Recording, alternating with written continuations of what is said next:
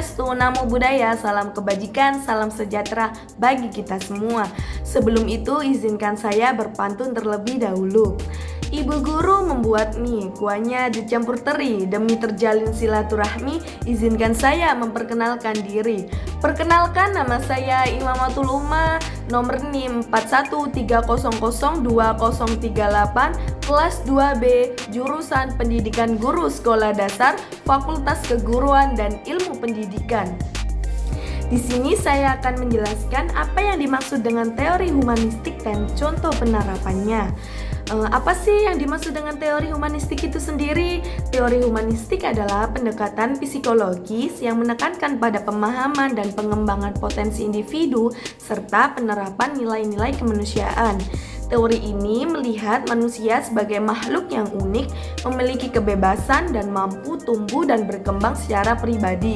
Selanjutnya, tujuan teori humanistik. Humanistik merupakan aliran dalam dunia psikologi yang muncul tahun 1950-an dengan mengacu pada psikologi seseorang. Humanistik memandang manusia sebagai manusia, makhluk hidup yang memiliki fitrah tertentu pada masing-masing individunya. Karena itu, teori humanistik memiliki tujuan untuk memanusiakan manusia sehingga seseorang bisa mengenali dirinya sendiri dengan potensi yang ada dalam dirinya dan diharapkan untuk bisa mengembangkannya. Manfaat teori humanistik. Yang pertama, mampu mengubah sikap dan perilaku menjadi lebih baik. Kedua, membiasakan diri untuk bersikap demokratis, partisipatif, dan humanis.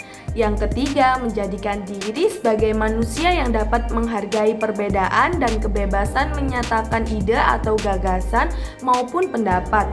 Dan yang terakhir, meningkatkan keinginan diri untuk belajar.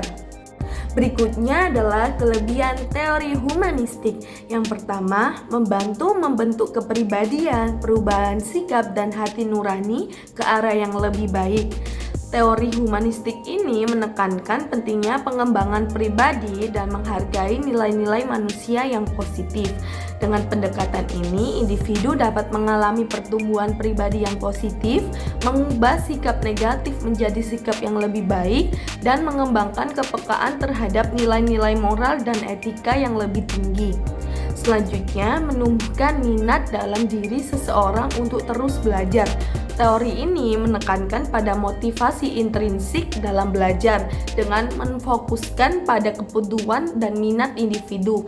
Teori ini dapat mendorong individu untuk menjadi lebih aktif dalam proses pembelajaran dalam menumbuhkan semangat dan belajar berkelanjutan. Dan yang terakhir, menumbuhkan kreativitas pada diri seseorang. Teori ini mengakui pentingnya kreativitas dalam perkembangan individu. Dalam pendekatan humanistik, individu didorong untuk mengekspresikan diri mereka sendiri dengan cara yang kreatif. Hal ini dapat membantu meningkatkan kemampuan berpikir kritis, memecahkan masalah, dan menghasilkan gagasan-gagasan baru. Berikut adalah kekurangan teori humanistik. Yang pertama, proses belajar menggunakan teori humanistik akan gagal jika tidak ada kesungguhan dan motivasi dari setiap individu. Teori ini menekankan pentingnya motivasi intrinsik dan kesungguhan individu dalam belajar. Jika individu tidak memiliki motivasi yang kuat atau tidak sungguh-sungguh dalam belajar, proses pembelajaran akan terhambat.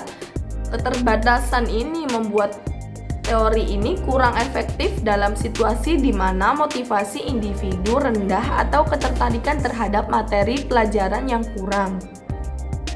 Yang kedua, dapat memunculkan sikap individualisme. Teori ini menekankan pada perkembangan individu sebagai pusat pembelajaran. Hal ini dapat mengarah pada sikap individualisme di mana individu cenderung memprioritaskan kepentingan dan tujuan pribadi mereka sendiri daripada bekerja secara kolektif dalam kelompok atau masyarakat. Dalam konteks pendidikan, sikap individualisme ini dapat menghambat kerjasama dan kolaborasi antar siswa. Dan yang terakhir adalah terbatasnya peran pendidik karena hanya berperan sebagai fasilitator. Dalam teori ini, pendidik berperan sebagai fasilitator atau pembimbing, bukan sebagai sumber otoritas yang memberikan instruksi langsung.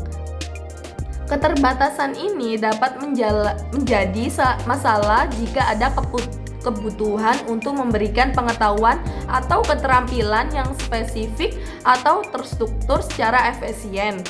Dalam situasi di mana pengetahuan khusus diperlukan, peran pendidik sebagai fasilitator mungkin tidak mencukupi. Selanjutnya, contoh penerapan teori humanistik di sekolah. Dalam konteks pendidikan, teori ini dapat diterapkan dengan memberikan pengalaman belajar yang relevan dan bermakna bagi siswa. Guru dapat menciptakan lingkungan pembelajaran yang inklusif, memberikan ruang bagi siswa untuk berpartisipasi aktif dalam proses pembelajaran dan mendorong mengeksplorasian minat dan bakat individu. Selain itu, pendekatan humanistik juga mendorong guru untuk memberikan umpan balik yang konstruktif dan memberikan dukungan yang diperlukan agar siswa mencapai potensi penuh mereka. Berikut adalah contoh penerapan di sekolah. Yang pertama, memberikan penghargaan dan umpan balik. Guru yang menerapkan teori humanistik ini akan memberikan penghargaan dan umpan balik kepada siswa. Mereka akan mengakui prestasi siswa baik dalam bentuk verbal maupun non-verbal untuk memberikan motivasi dan pengakuan atas usaha siswa. Selain itu, guru juga akan memberikan umpan balik yang konstruktif yang membuat siswa memahami kekuatan mereka dan area yang perlu ditingkatkan. Yang kedua, mendorong partisipasi aktif. Teori ini mendorong partisipasi aktif siswa dalam proses pembelajaran. Guru akan menciptakan kesempatan bagi siswa untuk berbicara, berbagi pendapat, dan berkontribusi dalam pembelajaran. Mereka akan menggunakan metode pengajaran yang melibatkan siswa secara aktif seperti diskusi kelompok, proyek kolaboratif, dan pembelajaran berbasis masalah. Dan yang terakhir, menciptakan iklim inklusif. Guru menerapkan teori ini akan menciptakan iklim kelas yang inklusif. Mereka akan menghargai dan menghormati perbedaan siswa seperti latar belakang budaya, kepentingan, dan gaya belajar. Guru akan mendorong kerjasama, saling pengertian, dan toleransi di antara siswa. Mereka akan menghadirkan materi pembelajaran yang relevan dan bervariasi untuk memenuhi kebutuhan semua siswa.